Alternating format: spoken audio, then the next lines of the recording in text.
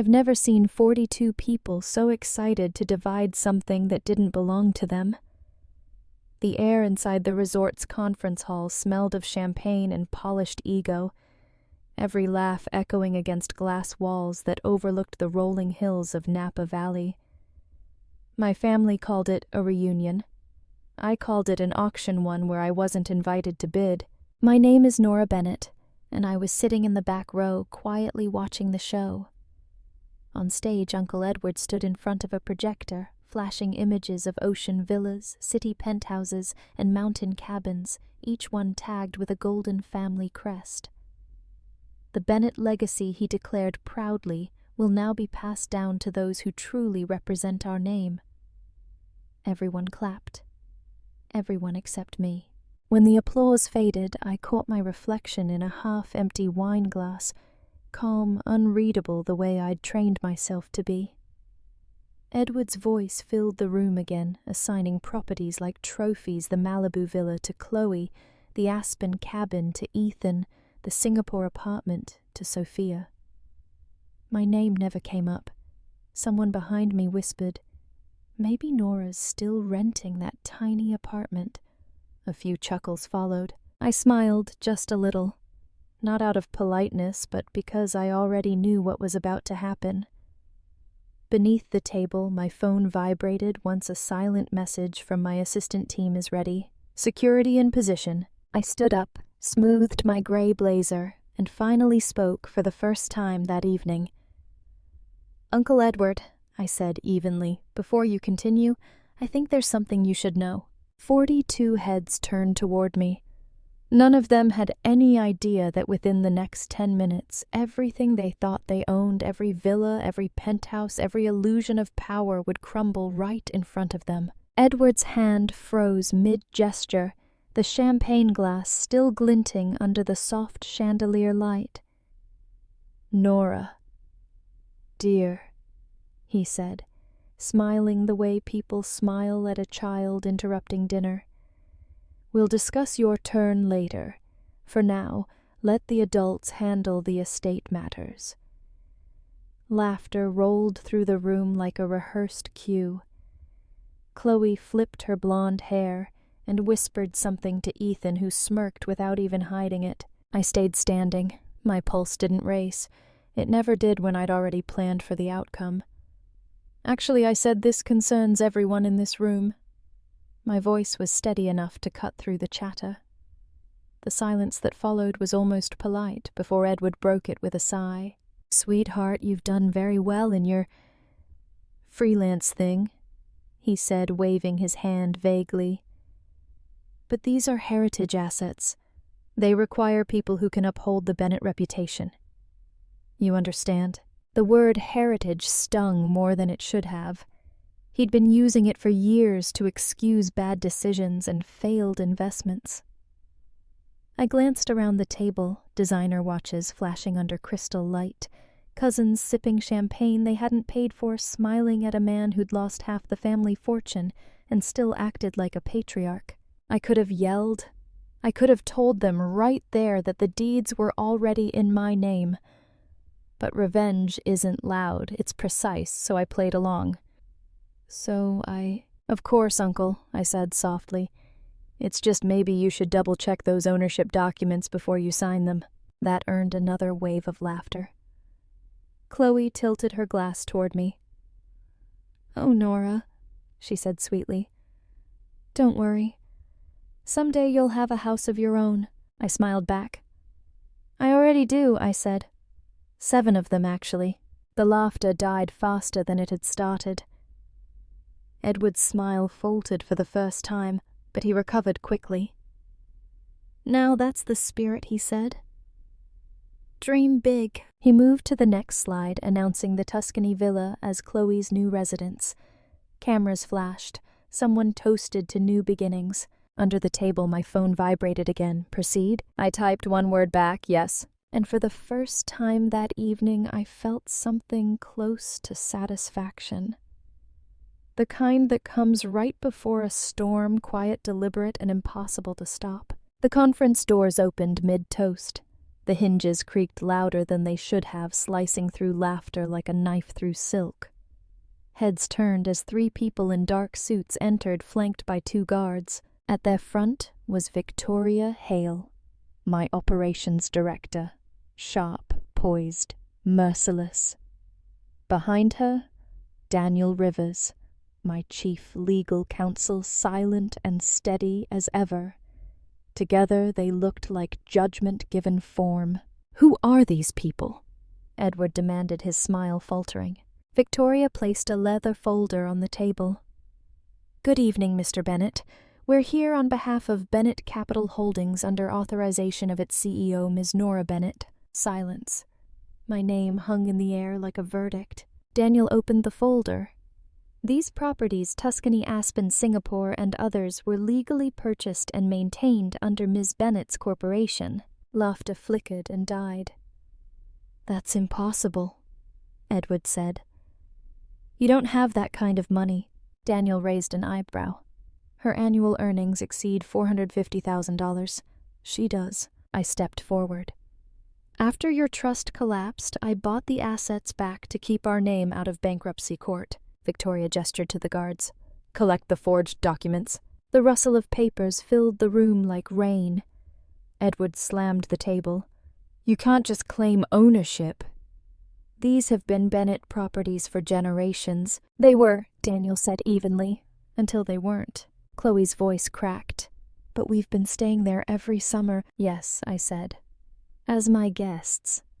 I never corrected you until you tried to redistribute what you don't own." "You tricked us," Ethan spat. "No, I protected you from yourselves. You mistook silence for weakness." Victoria's tone cut through. The notary stamps were counterfeit. "We've filed notice with the state. Criminal charges are possible." The room froze. Even the air felt still. Edward's voice dropped. "You'd ruin your family for this." I met his eyes. "You ruined it when you lied. I'm just cleaning up." The projector hummed behind him, still showing the slideshow of what was lost. "Turn that off," I said. The screen went black. "That's your legacy now. No illusion, just ownership." Edward sank into his chair. "Let's keep this quiet," he whispered. "No need for lawyers or press." "It's already official," I said. "This isn't gossip, it's accountability." He swallowed hard. "You could have warned me." "I did. You just never listened." Aunt Maggie rose, her voice gentle. "You did what he couldn't. You protected us." Something in me eased. Enough has been said. Edward looked broken. "So, what happens now?" Victoria slid new documents across the table. "Updated contracts. If family members wish to continue using the properties Tuscany, Malibu, Aspen, Singapore, they may do so under rental agreements. Market rate renewed annually." Ethan gaped. "You want us to pay to stay in our own homes?" "They're not family homes anymore," I said. "They're assets." I offered respect. You mistook it for permission. Chloe's voice cracked. "You can't just erase decades of tradition." "I didn't erase anything," I replied. "Uncle Edward did, when he let those properties go into foreclosure. I simply bought what he lost." Her eyes filled with tears. "But I told everyone I owned the villa." "Then maybe next time," I said gently, "verify the deed before you brag about it." Daniel handed Edward his copy. "Mr. Bennett, you'll find the terms reasonable. Option 1 sign as tenants. Option 2 forfeit access entirely." Edward's hand shook.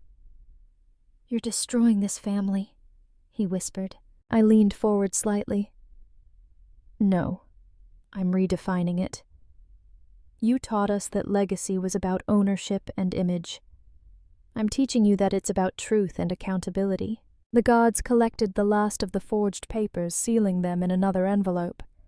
The sound of the clasp clicking shut echoed like a gavel in court. Ethan pushed his chair back.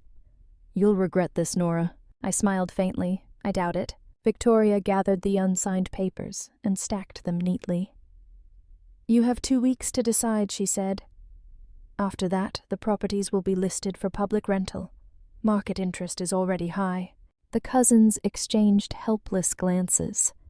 the realization setting in that the empire they'd bragged about for years was gone, replaced by contracts and consequences. As the meeting dissolved, I stood still, letting the noise fade behind me.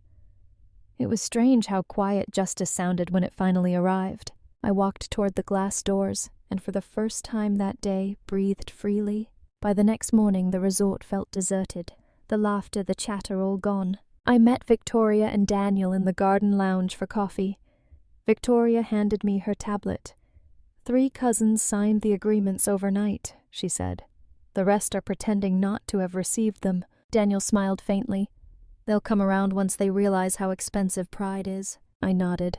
Let them take their time. The truth doesn't expire. When they left, I stayed behind, watching the vineyard stretch toward the horizon.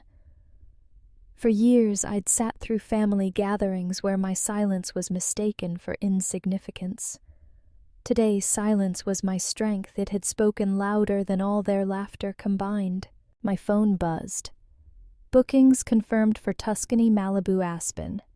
Projected monthly revenue, $120,000. Beneath it, another message from Edward. Please, Nora, can we talk? I stared at the screen, then deleted it. By sunset, I was back in my city apartment, the same one Chloe once mocked. The walls felt lighter now, not because they'd changed, but because I had. I poured myself a glass of wine, opened my laptop, and checked a new listing, a coastal estate in Santorini. Victoria's email came through moments later. Excellent appreciation potential. Shall I move forward? I typed back one word. Yes. I wasn't angry anymore. Anger was loud. It wanted witnesses.